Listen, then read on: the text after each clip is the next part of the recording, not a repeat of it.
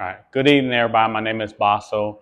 I know I did an episode with the tibialis muscles. So that's basically these muscles right here that run up to your knees. So I did a video with the resistant band. So today I'm gonna do a video with using the weights. I didn't get a whole lot of views on the resistant band, but I'm gonna do a different version with the weights. The reason why behind the weights or the resistant band is because a lot of people don't understand that as you get older, a lot of people want to use excuse as my knees starting to hurt based on age, or I'm too active, or my back is hurting because I'm getting old, or I'm working too much.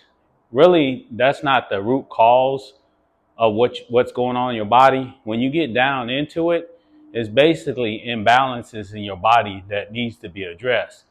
So I know I talked about a lot about the glutes. When you having back problems, you stagnant, work in the office, to start with your glutes first, then start breaking off into doing your core. Stabilization is very important, but also your ankle mobility, ankle strength is very important too. If you got stiff ankles, it's going to cause you to have stiff mobility in your knees and hips. So in turn, everything has an effect.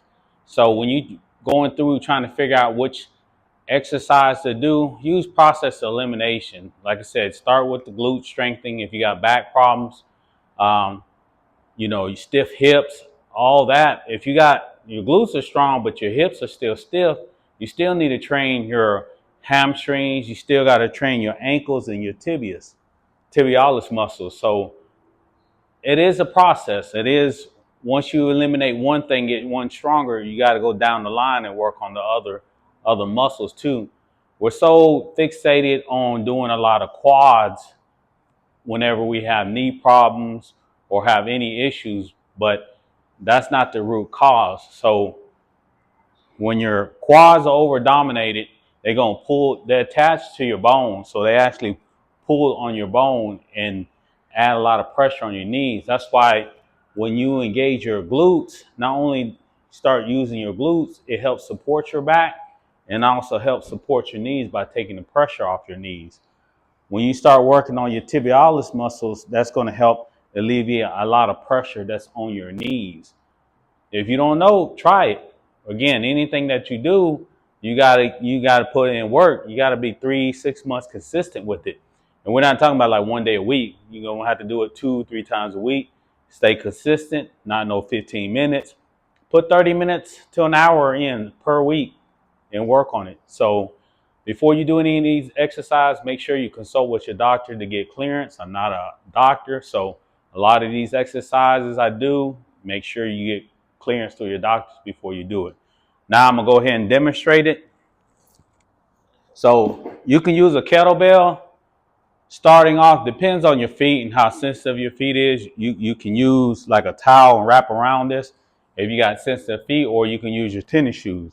So whatever version you want to use to make it easier on your feet. I would start with like 5-pound kettlebells and work your way up. This is a 15-pound kettlebell, so I wouldn't start off with 15. It's just because my tibialis muscles are a little stronger. So put that on my ankle.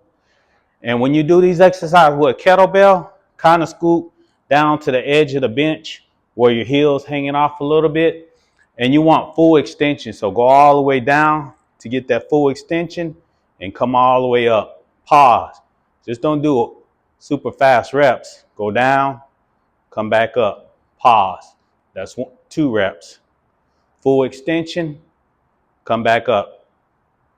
If you notice you don't have this kind of range of motion, we need to work on that range of motion. See how far I go down and how far I come up. I did an episode with that wobble board. That wobble board will help you get that range of motion in your ankles. So when you go home, or when you try to do these at home or in the gym, record it and see how good your range of motion is. You should be able to get full extension. You see my legs are not coming off the bench, and I'm extending all the way up. See that full range? So all the way down, full extension, all the way up. and hold. So anywhere between 10 and 15 reps, 3 to 5 sets. So you want to do it on both legs. And that helps, again, that helps that tibialis muscles here. Those muscles run all the way up into your knees, so it helps support your knees. Again, everything in life is about balance. Your body is balanced. You cannot focus on just your primary muscles all the time, your quads, your hamstrings, your calves. What about ankle mobility? What about your tibias? What about your wrist mobility, your hip mobility?